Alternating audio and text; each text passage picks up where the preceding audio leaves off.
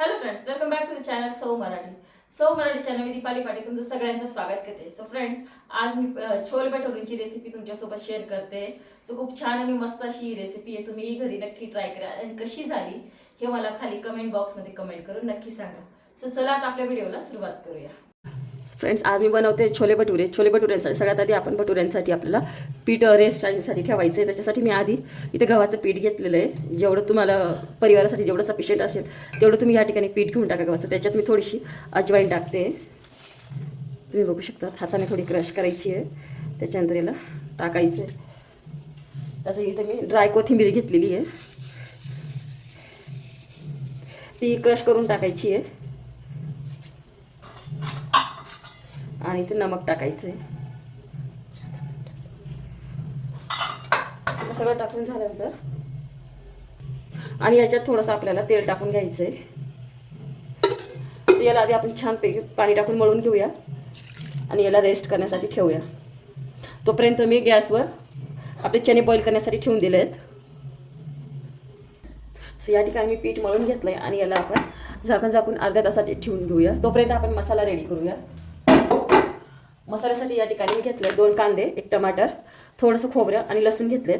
यांना आपण छानपैकी असं भाजून घेऊया. बघू मी कढई ठेवून घेतली आणि याच्यामध्ये मी आता थोडंसं तेल टाकून आपले जे कांदे आहेत ते मी इथं भाजून घेते.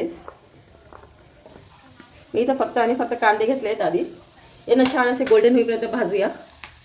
तुम्ही इथं बघू शकता कांदे मस्त गोल्डन झालेले आहेत. याच्यानंतर मी या ठिकाणी आपलं जे खोबरं आहे ते पण टाकून घेते. ते थोडंसं गोल्डन व्हायला लागलं की नंतर आपण याचे टोमॅटो टाकूया. एवढं खोबऱ्याला कलर दिसायला लागला आहे, कढई गरम होती. इथं मी टोमॅटो टाकून घेतला. तर टोमॅटो जोपर्यंत चांगल्या प्रकारे नरम होत नाही तोपर्यंत आपण याला कलसून घेऊ. टोमॅटो छान असं नरम झाला की मग आपण गॅस बंद करून देऊया आणि मसाला आपण थंड करून दळायचा आहे मिक्सरमधून. सो इथं तुम्ही बघू शकता माझे टोमॅटोही छान असे नरम झाले आहेत आणि कांदे पण छान भाजले गेले. आता आपण याला गॅस बंद करून एका प्लेटमध्ये मी थंड होण्यासाठी काढून घेते. पण जोपर्यंत आपला मसाला थंड होतोय तोपर्यंत आपण आपले चणे शिजले की नाही एकदा चेक करूया. थोडीशी हवा होती मी काढून घेतली कुकरची.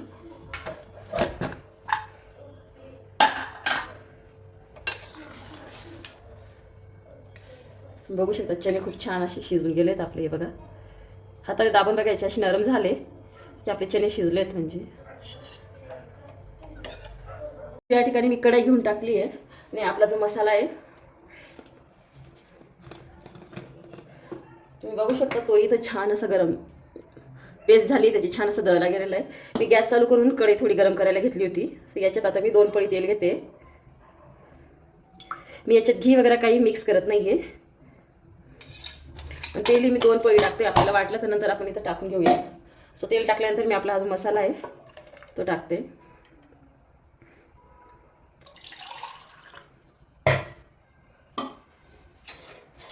याच्यात मी दुसऱ्या कुठल्याही प्रकारचे आपले बारीक मसाले टाकलेले नाही. जोपर्यंत हे थोडंसं गोल्डन होत नाही त्याच्यानंतर आपल्याला बाकीचे मसाले टाकायचे आहेत आपल्याला. तोपर्यंत आपण ही पेस्ट छान अशी कलसून घेऊया. तुम्ही या ठिकाणी बघू शकता आपला मसाला जो थोडासा कलचला गेलेला आहे. याच्यानंतर मी आपले जे घरगुती आपले मसाले असतात तेच टाकते. इथं थोडंसं मी जो गरम मसाला आहे तो घेते, अर्धा चम्मच. थोडीशी लाल चटणी घेते, आपले धना पावडर, थोडीशी हळदी आणि इथं मी 1 चम्मच नमक टाकून घेते. म्हणजे आपली कसुरी मेथी आहे ती थोडीशी याच्यात घालते. याला छान असं कलसून घ्यायचं आहे. मी याच्यात थोडासा आपला जो मसाला असतो छोले मसाला तो इथं थोडासा टाकला आहे, 1 टेबलस्पून एवढा. आणि यालाही छान असं कलसून घ्यायचं आहे. त्याच्यानंतर थोडं 5 मिनिटं आपल्याला याला झाकून द्यायचं आहे. तुम्ही या ठिकाणी बघू शकता खूप छान असं आपल्या मसाल्याला आहे ते तेल सुटलं आहे. याच्यानंतर आपले जे बॉईल चणे आहेत ते मी या ठिकाणी टाकते. पाणी पण टाकते त्याचं.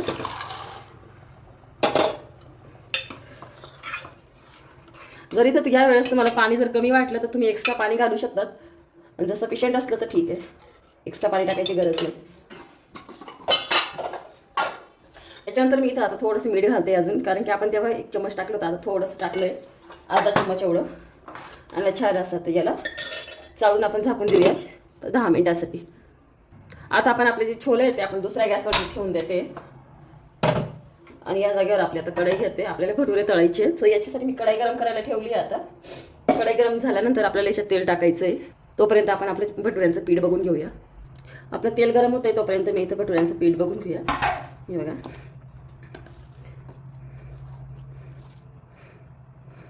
पीठ पण छान असं नरम झालं आहे आपलं. सो इथं हे बघा मी भटुऱ्यांसाठी पीठ घेतलं आहे.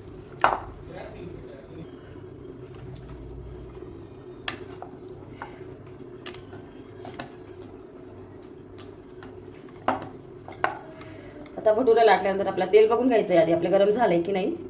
जर तेल तुमचं गरम झालं असेल याच्यात तुम्ही भटुरे टाकून द्या. तुम्ही तर बघू शकता तेल पण खूप छान असं गरम झालं होतं आणि भटुरा पण आपला मस्त फुलला आहे. आता मी याच्यात कुठल्या प्रकारचा सोडा वगैरे वापरलेला नाही आहे आणि मैदाही इथं घेतलेला मी. नॉर्मल आपलं जे गव्हाचं पीठ असतं तेच घेतले, कारण की मैदाही शरीरासाठी चांगला नसतो. आणि बेकिंग पावडर किंवा बेकिंग सोडाही मी वापरला नाही आहे.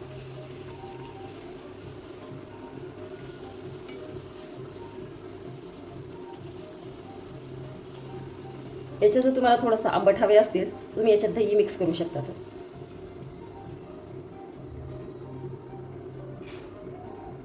हे बघा आपला मस्त भटुरा बनवून तयार झाला आहे. असेच आपल्याला सगळे भटुरे तळून घ्यायचे आहेत.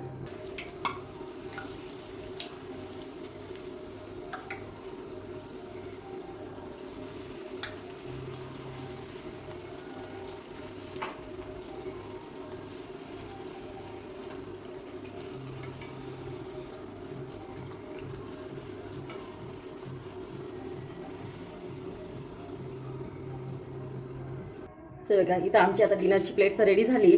तुम्ही पण अशी मस्त प्लेट रेडी करा आणि एन्जॉय करा तुमचं आजचं रात्रीचं डिनर.